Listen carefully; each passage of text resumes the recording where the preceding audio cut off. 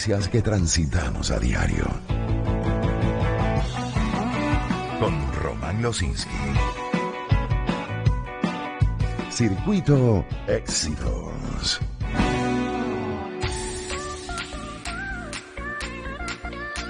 Ecoanalítica. Balance del mundo económico. Con Román Losinski. Y hoy con Luis Arturo Bárcenas, economista senior de Ecoanalítica, jefe del staff de economistas de Ecoanalítica. Luis Arturo, ¿cómo estás? ¿Cómo te va? Hola Román, buenos días, un placer saludarte. Igual, tiempo sin conversar, qué bueno escucharte. Oye, te pido, Luis Arturo, ¿qué captura el interés de los economistas? ¿Y a qué me refiero con esto? Porque una cosa es lo que la gente, de lo que la gente habla, qué es lo que a la gente le afecta, qué es lo que a la gente le interesa, y otra muy distinta es la lectura que le puede estar dando un economista a nuestra situación. Es decir, ¿cuáles son los temas para ustedes hoy y las posibles implicaciones de esos temas? ¿De qué hablan? Sí, mira, yo creo que muchos de los temas que nosotros conversamos en general, a todo nivel, tanto especialistas como no, está alineado con el interés general de la población, ¿no? O sea, creo que en ese sentido la hiperinflación y el colapso de la actividad económica desde 2014 y la hiperinflación obviamente de 2017 ha cambiado un poco la perspectiva de qué es lo que analizamos de manera detenida o de manera recurrente, ¿no? Creo que un tema fundamental en nuestros debates es cómo se fijan precios en Venezuela, ¿no? Porque hemos pasado de esa hiperinflación tan agresiva a una inflación que ahora llamamos crónica, que no es tan agresiva, pero que nos trajo otro problema, que es el tema de ese costo de vida en dólares, ¿no? Entonces creo que mucho de ese debate pasa por allí, cómo las empresas hacen para fijar precios en dólares, cómo el dólar pierde poder de compra si estamos perfectamente o estamos parcialmente dolarizados o digamos el dólar ha aumentado su peso dentro de las transacciones en el país. Y además de eso, creo que un tema que siempre no deja de qué hablar, y obviamente es de interés para saber qué puede hacer el Estado o el gobierno, en este caso el tema petrolero, ¿no? Y en esto se ha marcado mucho la discusión reciente sobre, bueno, mira, ¿qué pasaría si las sanciones o parte de las sanciones que vive la industria venezolana se relajan o se eliminan? Venezuela pudiese volver a un nivel de producción que le garantice un patrón de ingresos que por lo menos le permita al gobierno sobrevivir, al venezolano sobrevivir. Y aquí también hay un punto que hemos destacado siempre, es cómo ha cambiado Venezuela, cómo ha cambiado el país y también sus reguladores, sus gobernantes, en cuanto a cómo ahora reacciona el país a un nuevo choque petrolero. O sea, ya el país no reacciona de la misma manera con un precio de petróleo por encima de $60 el barril, no reacciona, el gobierno no gasta de igual manera con un precio tan alto, no maneja el presupuesto de la misma forma. Yo creo que esos son los temas que de alguna manera hoy en día, inclusive en la actualidad, es lo que marca el análisis y el debate, y fíjate que se alinea todo con el interés del venezolano a pie, ¿no? Ahora, Luis Arturo, eso hay que verlo como en dos tiempos. Por una parte, sí, claro, la lógica necesidad de mayores ingresos en Venezuela, por la vía del petróleo, por la vía impositiva, diversificando nuestra economía, por cualquier vía. Uno, la necesidad de recursos, pero dos, la necesidad de cambiar la forma en que han sido administrados hasta ahora, porque si vas a recuperar, por ejemplo, la industria petrolera, pero vas a seguir administrando los recursos como lo hiciste en los últimos 22 años, mira tú. Claro, no, y ciertamente, Román, eso ha cambiado mucho, o eso cambió mucho con el 2019 y el asumir un nuevo esquema cambiario y el asumir un esquema donde ya no tienes un control cambiario que te afecta de manera negativa a tu moneda porque la sobrevalora y genera ese subsidio tan venenoso, por decirle algún término, en materia de importaciones, ¿no? Ciertamente es así. Y también el problema acá, Román, y aquí hay que hacer una acotación, es que si bien otras economías van apuntando a, sobre todo economías exportadoras de petróleo, exportadoras de energías no renovables, van apuntando a una diversificación de su generación de ingresos. Venezuela todavía está estancada, ¿no?, por toda la crisis, pero más allá de eso, el problema está que la parte no petrolera, lamentablemente, la industria no petrolera, no está en las condiciones para coadyuvar a la parte petrolera. En otras palabras, lamentablemente estamos entrampados, por así decirlo. Si es que queremos una Venezuela mejor, si es que queremos una recuperación sostenida, vamos a estar entrampados un buen tiempo o vamos a seguir dependiendo de una economía del petróleo como tal, como generación de ingresos y como una palanca fundamental en la recuperación de ambos sectores, ¿no? Y en eso entra el tema del financiamiento internacional, etcétera, etcétera, pero ciertamente en todos los escenarios que planteamos los economistas, cuando hablamos de recuperación, siempre lo primero que pensamos es que cuánto va a generar el gobierno o el Estado en materia petrolera, y ahí de allí empezamos, digámoslo, a aguas abajo a ver qué es lo que va a pasar con el resto de los sectores, ¿no? Sí. Básicamente. Estamos conversando con Luis Arturo Bárcenas de Ecoanalítica.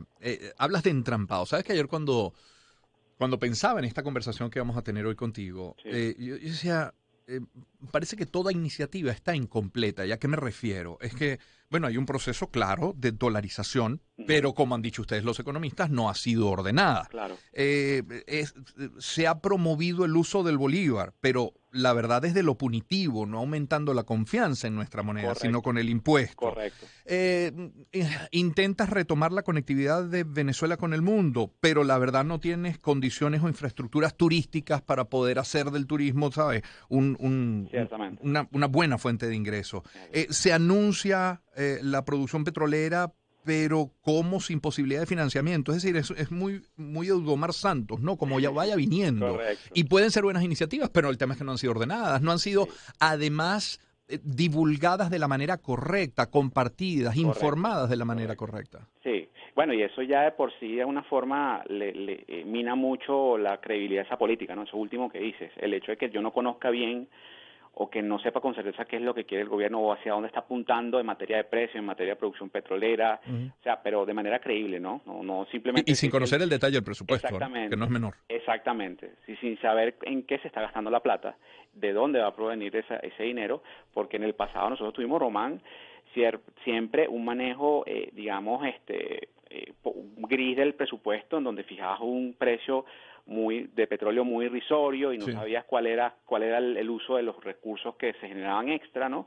Pero más allá de eso, digamos lo que tú mencionabas inicialmente, que esa visión incompleta, estoy completamente de acuerdo y creo que todos los economistas estamos completamente de acuerdo. Aquí el problema es que lamentablemente Venezuela o los reguladores en Venezuela están actuando prácticamente atados de mano, y no por, digamos, hacer sentir lástima ni mucho menos, sino plantear la realidad.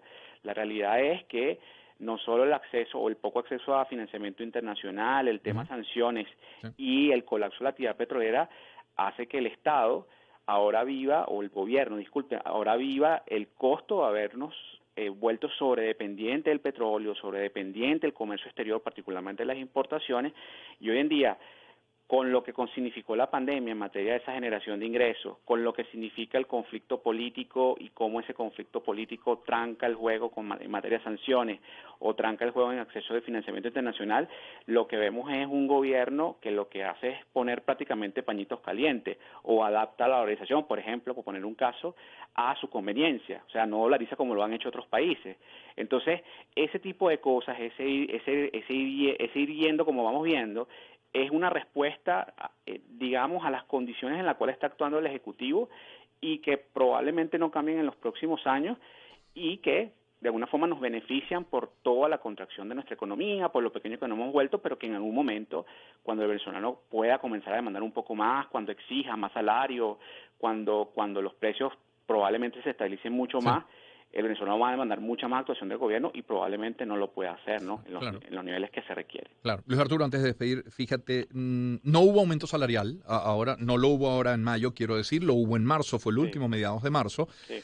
Jorge Roy, miembro de la OIT, lo ve positivo porque antes de ser un aumento inconsulto, unilateral o impuesto, es mejor, bueno, buscar un aumento conciliado con los diferentes sectores.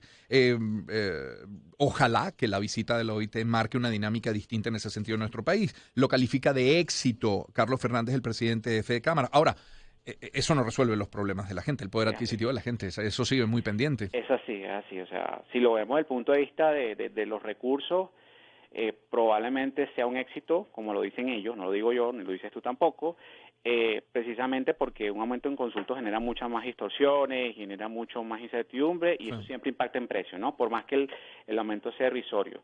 La realidad, Román, y tú bien lo planteas, es que el venezolano de a pie, sobre todo el venezolano que depende mucho del Estado actualmente, todavía sigue viviendo en condiciones muy precarias o digamos su estructura de ingreso es muy irregular. Ahorita la administración pública o los empleados de la administración pública viven mucho de bonificaciones, los pensionados viven prácticamente de ese salario mínimo ajustado de a poco o de manera discrecional por parte del Ejecutivo, así que ese problema no se ha resuelto.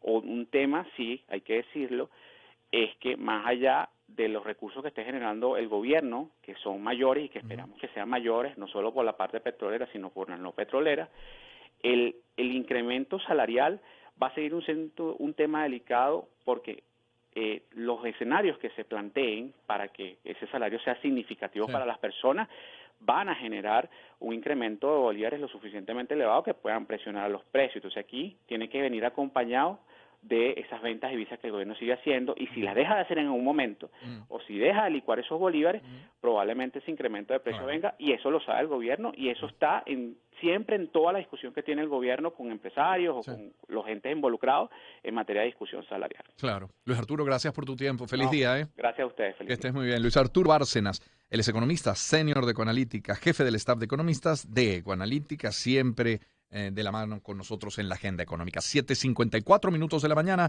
en publicidad, y antes del corte quiero hablarles de Gama, porque las noticias